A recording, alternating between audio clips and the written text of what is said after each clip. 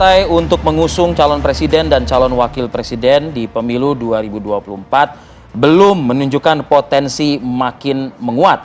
Seperti halnya Koalisi Indonesia Bersatu yang dimotori Partai Golkar, P3 dan PAN yang masih terlihat abu-abu. Sampai detik ini, KIB belum juga menentukan siapa nama capres yang akan bersaing dengan Anies Baswedan yang sudah lebih dulu dideklarasikan oleh Partai Nasdem.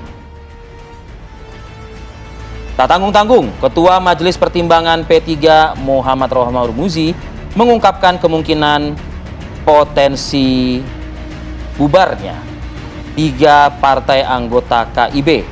Dirinya menyebut masih banyak perbedaan pendapat soal capres maupun cawapres yang bakal diusung nanti. Ya, KIB tak kunjung usung capres, ada apa? Apakah ini yang juga diduga menjadi potensi bisa bubar jalan KIB? Kita akan bahaya loh sebetulnya kalau misalnya ada suara seperti ini gitu ya. Tapi udah banyak kayaknya ya. Nah makanya karena sebelum jadi bahaya ini semakin menyeruak. Kita bahas pagi hari ini ya. Kita bahas pagi ini. Pagi ini sudah langsung nih. Betul, sudah ada Bang Muhammad Rohmah Hurmuzi, Ketua Majelis Pertimbangan DPP P3. Assalamualaikum, selamat pagi. Assalamualaikum, selamat pagi Bang Romi, apa kabar? Waalaikumsalam, selamat pagi Mas Arif dan Mbak Rati dan juga seluruh pemirsa TV One. Baik, terima kasih Bang Romi. Di dalam mobil ini karena baru landing. Oh siap. Terima kasih Bang waktunya. Kemudian juga ada Bang Pangi Syarwi Caniago, analis politik. Selamat pagi Bang Pangi. Pagi Mbak Rati. Waalaikumsalam Bang Fadil. Pagi Bang Romi. Baik, kemudian juga kita ini pagi hari ini juga masih menanti. Ada narasumber kita juga sudah saya lihat baru saja. Ya? Iya, baru saja tiba nih kayaknya di studio kita ya. Wasekjen DP PAN yang sudah hadir di sini menunggu untuk bisa bergabung bersama kita pagi hari ini. Tapi saya mau ke Bang Romi dulu, Bang Romi. Tabayun. Mengutip pernyataan Anda nih Bang. Anda sempat mengatakan bahwa KIB berpotensi pecah atau bubar gegara jalan di tempat dan juga masih gamang terkait urusan capres dan juga cawapres. Kenapa akhirnya Anda bisa melontarkan pernyataan tersebut ke media? Begini ya, KIB ini kan dibentuk paling awal dibandingkan dengan koalisi Gerindra PKB dan koalisi pengusung Anies Baswedan.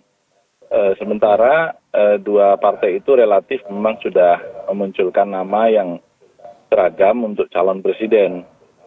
Dua koalisi tersebut. Sementara KIB ini sampai sekarang memang pertemuannya lebih sering, kemudian acara-acaranya juga lebih meriah begitu ya. Tetapi untuk capresnya yang muncul itu sudah beda antara Partai Golkar yang mengusulkan Pak Erlangga dibandingkan dengan Pak Zul yang minggu lalu secara resmi di rapat kerja nasionalnya Partai Amanat Nasional memunculkan nama Pak Ganjar, bahkan sudah sekaligus berikut paket Pak Erik sebagai wakil presiden. Nah karena itu dari tinjauan dua partai itu saja sudah berpotensi bubar. Kita belum berbicara nama yang diusulkan P3 karena P3 belum mengusulkan satupun nama capres maupun cawapres. Nah, kalau kita tidak segera duduk untuk sebenarnya ini maunya kemana sih, maka momentum itu akan semakin hilang. Itu satu. Yang kedua, kita berbicara pertarungan politik. Di dalam politik, bertarung itu untuk menang, bukan untuk kalah. Nah, sementara kalau kita berbicara capres, pertarungan itu dilakukan dengan memotret terlebih dahulu survei opini publik, bagaimana maunya pemilih. Karena kan ini pemilihan langsung. Jadi kalaupun kita hari ini tidak mengatakan mendahului Tuhan, tetapi ilmu survei yang Mas Pangi dan kawan-kawan itu jagonya, itu sudah memberikan kepada kita petunjuk. Siapa nama teratas yang bisa dicalonkan dan berpotensi menang. Karena tidak ada kejutan di dalam ilmu survei untuk pemilihan langsung. Misalnya seorang yang hari ini elektabilitasnya 1%, tidak mungkin bulan depan itu tiba-tiba elektabilitasnya langsung 20%. Bahkan ada angkanya itu, tiap bulan naik hanya bisa 1,5 sampai 2%. Jadi kalau hari ini dia 5%, paling banter 9 bulan atau 10 bulan lagi ketika pemilu digelar, ya dia hanya 25%. Misalnya seperti itu.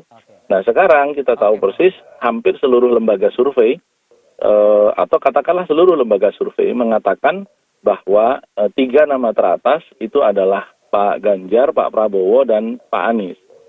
Matematika pemilu kita itu membatasi calon presiden kita hanya 4. Tidak bisa 5. Karena untuk mengusung calon presiden membutuhkan 20% atau 115 kursi. Jadi kita hanya berbicara 4 besar di dalam survei. Nah, menjadi 4 itu kalau PDIP mengajukan sendiri calonnya. Tetapi kalau PDIP kemudian juga berkoalisi dengan partai-partai lain, maka hanya akan ada 3. Nah, 3 nama sekarang ini adalah Pak Ganjar, kemudian ini saya bicara survei ya, Pak Prabowo dan Pak Anies. Pak Ganjar itu kader PDI Perjuangan, Pak Anies itu non partai tetapi diusung oleh 3 partai politik, sudah ada ownernya, sudah ada pemegang saham seri A-nya begitu. Kemudian Pak Prabowo dari Gerindra. Nah tentu kita harus membuka diri dengan nama-nama tersebut dan berikut tentu dengan partai pemiliknya dalam tanda petik ya, saya katakan pemilik, artinya asalnya dari mana.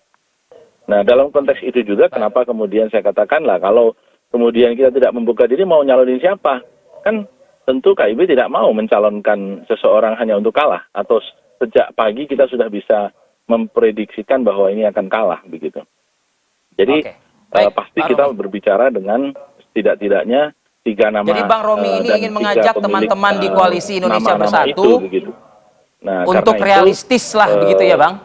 Pun Bang Romi kemarin juga berbicara tentang kemungkinan itu, termasuk dengan misalnya Mas Hasto ketika Mas Hasto menyampaikan mengajak P3 untuk berkoalisi, dan sekali lagi ini bukan ajakan baru begitu. Seperti kita mengalami gangguan komunikasi ya dengan Bang Romi. Kita cek dulu komunikasi kita dengan Bang Romi, tapi kita juga di studio sudah ada Bang Fikri Yasin. Kita undang untuk bergabung juga bersama kami di studio. Selamat pagi. Assalamualaikum. Waalaikumsalam. Apa kabar Bang Fikri? Sehat Bang. Silakan Bang. Dan juga di ujung telepon juga sudah ada Bang terlambat. Dev Laksono ya, yang sudah bergabung bersama kami pada Pagi, Bang Dev. pagi hari ini, Ketua DPP Partai Golkar. Selamat pagi Bang Dev. Bang Dev, bisa mendengar suara kami Bang Dev? Selamat pagi, gimana kabarnya? Sehat semua? Baik, selamat pagi. Baik kabarnya. Kita jeda dulu sejenak Bang Fikri, Bang Pangi, dan juga Bang Dev. Usai jeda periode kami akan kembali ke depan Anda.